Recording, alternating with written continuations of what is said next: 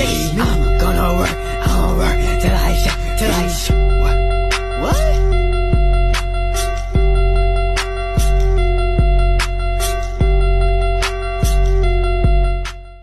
Guys, this is our shop earthing device.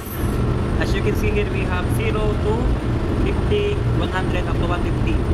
So the maximum value is about 80 millivolts, and the normal service value is 50 millivolts. From 0 to 50 is the normal, and maximum is 80 millivolts. So this is the test push button. In order for you to test, you must need to press this one. Okay. Release earth brushless from shop, slip ring and push button red. Instrument full reading is 1500. Estimate test value is 100 to 400 millivolts. Inside of this have the instrument. This is the range. See? From there you will find made by Remalco, code ERC 72 150 millivolts, EQ1 MA, range 0 to 150 millivolts DC. Okay? And it has a push button, this one, have a potentiometer there. Also from there you have the negative and positive, the 1 and 2. We have the 3 and 4, we have the 7 and 6. And from here we have also the isolation amplifier. DC. It has 0% to 100%. This is adjustable. And that is the PR electronic AS. Output to ground, output voltage, input. Internal isolation amplifier. So this is the isolation amplifier. So we take a look at here. See? It has this one. We are going to check it out. Here we have the terminal 1 and 2. 3, 4, 5 and 6 and 7. This 6 and 7 is for alarm. So this is a normally closed. As you can see here, I have a 25.0 volts, meaning it is open. When this contact is closed, we have alarm on the engine. To check, also from 6 to 7 we have 6.7 volt. 6 to ground we have negative 10.1. To check further if this is working, we need to put this one in a continuity check. This is the continuity check. So from ground to line 1 for our shop, see, it has a good ground. Also here, it has a good ground, meaning our carbon brush for the shop earthing is in good contact. And as you can see, once we put this one here, see, you can get the continuity. Since I came on board, I observe always that while the engine is running, our shaft earthing device indicated a 0 millivolts. So we decided to clean it and check what's really going on our silver graphite earthing device. And as I checked, I found that one connection here with nut is loosened. So I'm going to tighten it, and one of the device is already consumed, so I'm going to replace it.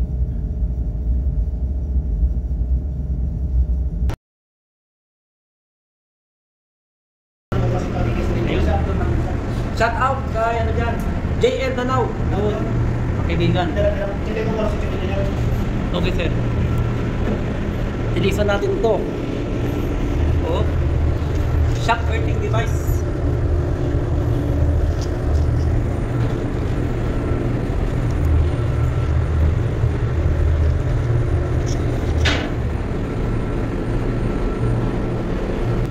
Take note that the dimension of our shaft earthing device, this is a silver graphite, 85%, has a height of 50 millimeters with 23 millimeters and thickness 15 millimeters. As you all know, the shaft earthing device is very important to our main engine, because without it, the shaft and the bearing of our main engine will be consumed and destroyed. So it is very important for us, ETO, ETR, or electrician on board, or even engineers, that we are aware the importance of the shaft earthing device. So daily we must need to check and read the reading on it. Make sure that the reading is 50 millivolts up to 80 millivolts maximum while the engine is running, and it has a 0 millivolt value when the engine is not running. As you can see, I just removed the silver graphite device and check its thickness, dimensions, and also the surface from which the shaft is rotating. So as I check, I've seen this loosened part with bolts, so I am going to tighten it. Normally, when doing cleaning, you must need to use some clean rags.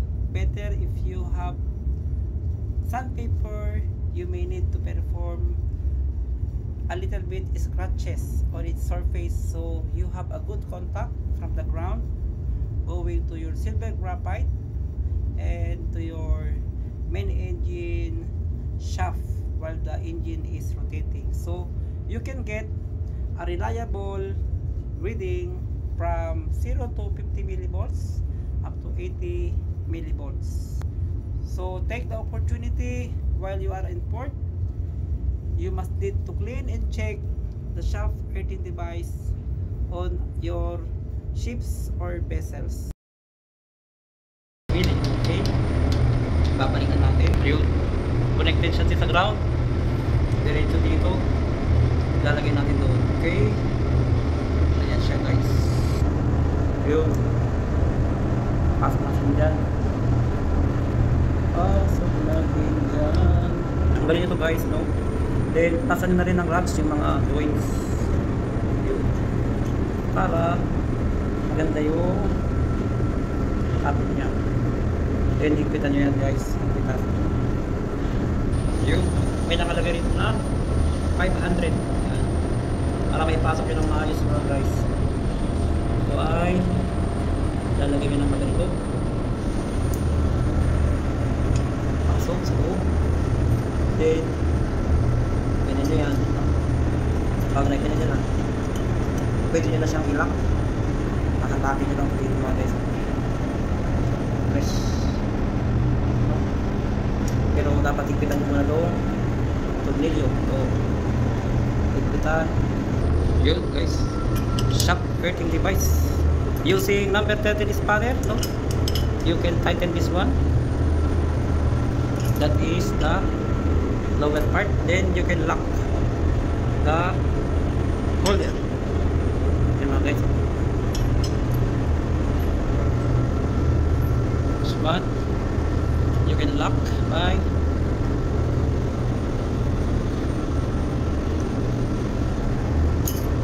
you lift this one, then press, push.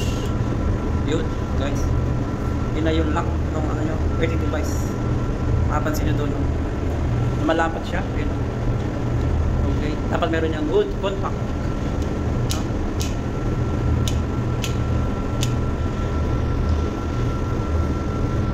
Ito matigas. Natin bakit matigas, parang dumikit na yata to. Matigas siya guys.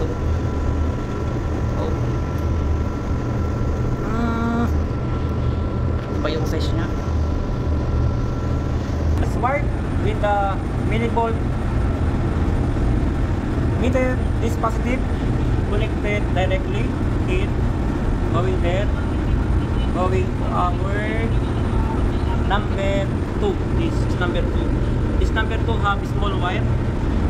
This is small wire going directly on the terminal 2 here, output voltage. Then the ground wire negative directly connected here on the push button switch, and it has a potentiometer there. You can adjust from there. Direct connected on number 1. This number 1 going to the small wire connected also on the number 1. So this is the output voltage, the 1 and 2. 1 and 3 is the current, and this is the output, and this is the in. This one 1 to 6 and 2 to 5.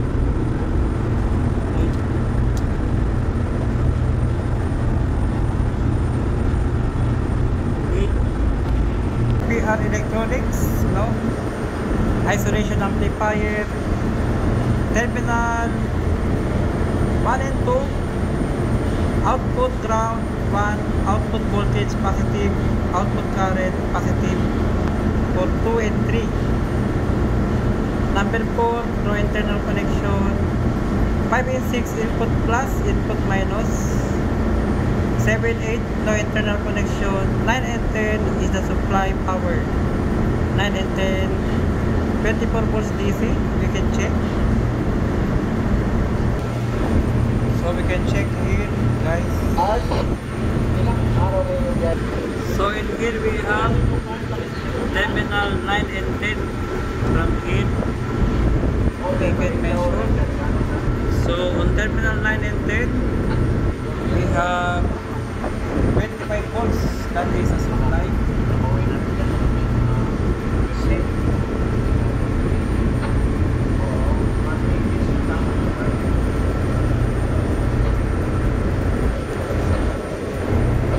Nine and 10 supply have power.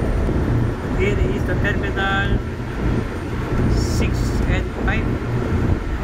When the shaft is rotated, we can measure here the millivolt value.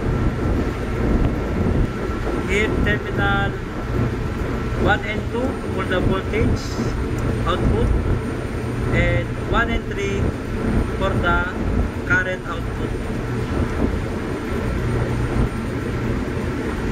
As you can see here, the input plus and input minus connected here is wire from there going up, then going on the 1 and 2 direct to the green and yellow, going down this one, going to our shaft down.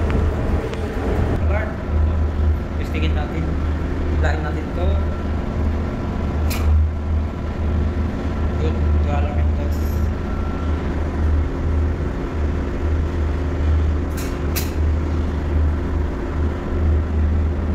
Three, 4, 5, 6, 7, 8 seconds. Error.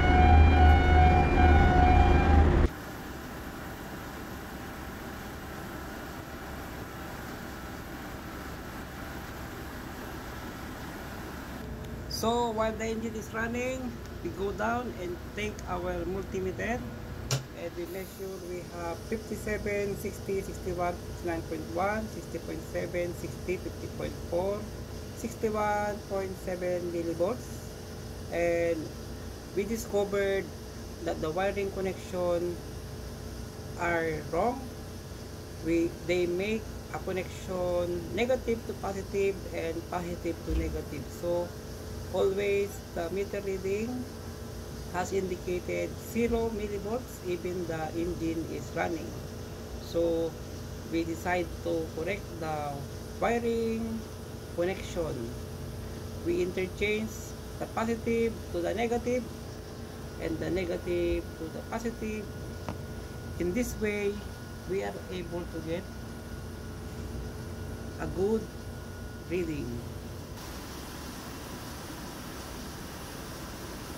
Since we have new device for the isolation amplifier, that is isolation amplifier, we remove the old one and we put in place a new one, and we keep the old one as our spare.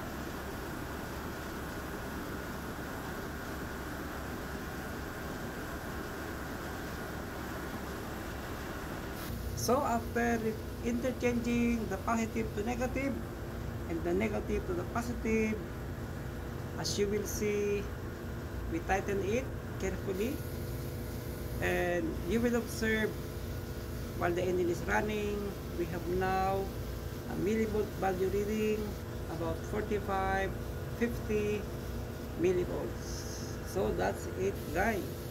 We corrected the wiring connection together with me, my engine wiper. I'm very thankful because this engine wiper is helping me to fix this shaft earthing device that we had on board. Thank you for your watching. Please subscribe, like, and share to my YouTube channel, Electro-Technical Educational Vlog. This is for you guys. Maraming salamat po. Mabuhay kayong lahat. By the way, our engine have shaft generator. Our engine is a 4-stroke engine. I am now here at container ship. Dagat, oh. God bless you all. Ang dagat. Yun.